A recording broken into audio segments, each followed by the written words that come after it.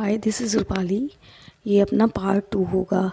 Science का जो chapter 1 चल रहा है हमारा, केमिकल रिएक्शन एंड इक्वेशन। ठीक है, अभी तक हमने देखा केमिकल इक्वेशन होते क्या हैं, केमिकल इक्वेशन में और केमिकल इक्वेशन, ये फिज़िकल रिएक्शन कहाँ आपको देखने को मिलते हैं और कैसे चेंजेस होते हैं, ये चीज़ें हमने देखी थी। और केमिकल इक्वेशन में अपना दो चीज़ रहता है, एक तो रिएक्टेंट होता है, दूसरा प्रोडक्ट होता है। रिएक्टेंट प्रोडक्ट में कन्वर्ट होता है। ठीक है, तो ये चीज़ें हमने अभी देख लिया। अब हम आगे बढ़ते हैं, आगे देखते हैं राइटिंग अ केमिकल इक्वेशन। कोई भी केमिकल इक्वेशन उसको हम कैसे लिख सकते हैं, ठीक है, उससे रिलेटेड है। इसमें देखो हम स्टार्ट करते हैं। Is there any other shorter way for representing chemical equation? क्या हमारे पास कोई दूसरा तरीका है क्या कि हम शॉर्टर वे या फिर और शॉर्ट में, जैसे हम हमेशा शॉर्टकट ढूंढते हैं, तो यहाँ पर शॉर्टकट नहीं बोलेंगे, लेकिन शॉर्टर में अपना इक्वेशन लिखने ज़रूरी हो जाएगा। क्यों? इसके पीछे इतना रीज़न, क्योंकि केमिकल जो सिंबल्स होती है, जितने एलिमेंट्स होते हैं, उनको एलिमेंट्स का नाम लिखते लिखते काफ़ी ज़्यादा टाइम ड्यूरेशन, अलग रीज़न होते हैं, बट हम इसको शॉर्ट में लिखने की ट्राई करेंगे। तो इन्होंने आगे बताया chemical equation can be made more concise. जो हमारा केमिकल इक्वेशन होता है ना, उसको हम और कंसाइज कर सकते हैं और यूज़फुल कर सकते हैं if we use chemical formula. अगर हम इनका केमिकल फार्मूला का यूज़ करते हैं इंस्टीड ऑफ वर्ड्स, शब्दों में लिखने के बजाय हम केमिकल फार्मूला का यूज़, जैसे अगर मैं नॉर्मल बोलती हूँ, ये बहुत बेसिक्स में समझा रही हूँ, अगर मैं एलिमेंट बोल रही हूँ ऑक्सीजन में, तो फिर अगर हम पूरा वर्ड लिखेंगे तो एटलीस्ट 2 से 3 सेकंड लग ही जाएगा। अगर मुझे ऑक्सीजन का सिंबल लिखना है तो मैंने ऐसे बना दिया, हो गया। नाइट्रोजन पूरा लिखना है तो नाइट्रोजन 2 से 3 सेकंड लग जाएंगे। नाइट्रोजन का सिंबल लिखना है तो एल लिख दिया है। जैसे मुझे क्या बोलते हैं, और क्या बोलते O3 लिखना है, O3 क्या हो जाएगा हमारा, ओजोन गैसेस होगा। तो O3 तो ये हो गया। अगर मैंने ओजोन गैसेस लिखा, वो टाइम टेकिंग है ना, तो हम केमिकल फार्मूला का यूज़ कर सकते हैं केमिकल इक्वेशन में। ओके, तो हम आगे देखते हैं। देखो यहाँ पास डिफाइन भी किया हुआ है केमिकल इक्वेशन होते क्या हैं। वैसे इतना ज़रूरी तो नहीं है, बट हमारे समझने के लिए केमिकल इक्वेशन होते क्या हैं। जैसे हमने बोला ना, केमिकल फार्मूला में हम रिप्रेजेंट करेंगे, तो केमिकल इक्वेशन रिप्रेजेंट करता है केमिकल रिएक्शन को। और इफ़ यू रिकॉल, अगर आपको याद हो हमने क्या काम किया था, formula of magnesium and oxygen भी एलिमेंट था, मैग्नीशियम भी था, और हमने बनाया क्या था, मैग्नीशियम ऑक्साइड बनाया हुआ था। ठीक है, the above word equation can be written as, इसको हम शॉर्ट में भी लिख सकते हैं।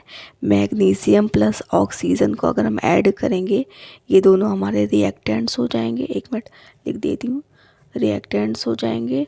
ये एरो प्रोडक्ट को शो करता है, ये हमारा प्रोडक्ट है। ठीक है, तो केमिकल इक्वेशन की अपने पास डिफिनेशन आ गई है, तो इसको हम आगे देख सकते हैं। Count and compare the number of atoms of each element on RHS and RHS of the arrow की इधर साइड जो होता है वो हमारा प्रोडक्ट होता है, जिसको हम राइट हैंड साइड लिखते हैं। जो लेफ्ट हैंड साइड लिखा हुआ होता है वो हमारा रिएक्टेंट होता है।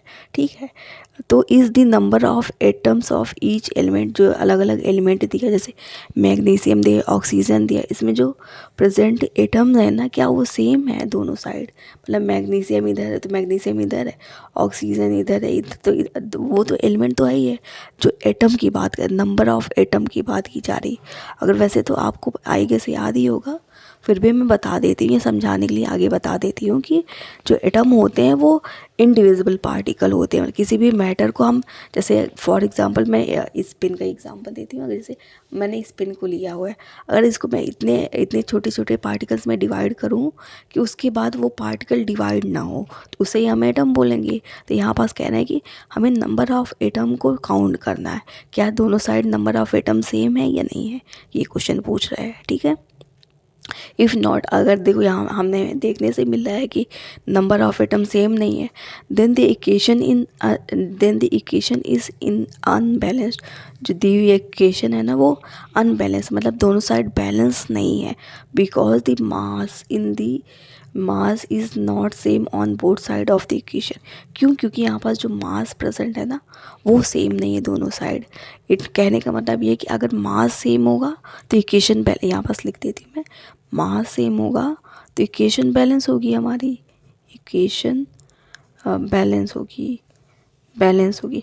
अगर मास सेम नहीं है तो इक्वेशन बैलेंस नहीं होगा, ठीक है। Chemical such a chemical equation is a skeletal chemical equation. Skeletal मतलब एक तरह का ढांचा, जैसे हम लोग बोलते नहीं रफ वर्क में बनाते हैं वैसे। For a chemical reaction equation 1.2 जो दिया हुआ है एक तरह के स्केलेटल केमिकल इक्वेशन है for burning of magnesium.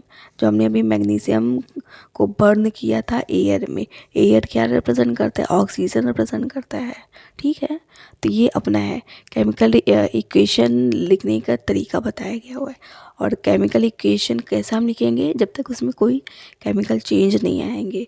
Chemical change नहीं आ रहे इट मीन्स क्या है कि केमिकल चेंज लाने के लिए हमारे पास क्या क्या चीज़ें होनी चाहिए, रिएक्टेंट्स होने चाहिए जिसे हम लेफ्ट हैंड साइड लिखते हैं, प्रोडक्ट होना चाहिए जिसे हम राइट हैंड साइड लिखते हैं, ठीक है।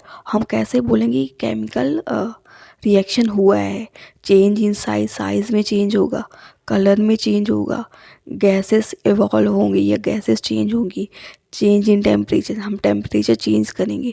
तो ये हमारा केमिकल रिएक्शन के कुछ प्रॉपर्टीज़ हैं या फिज़िकल प्रॉपर्टीज़ हैं, ठीक है।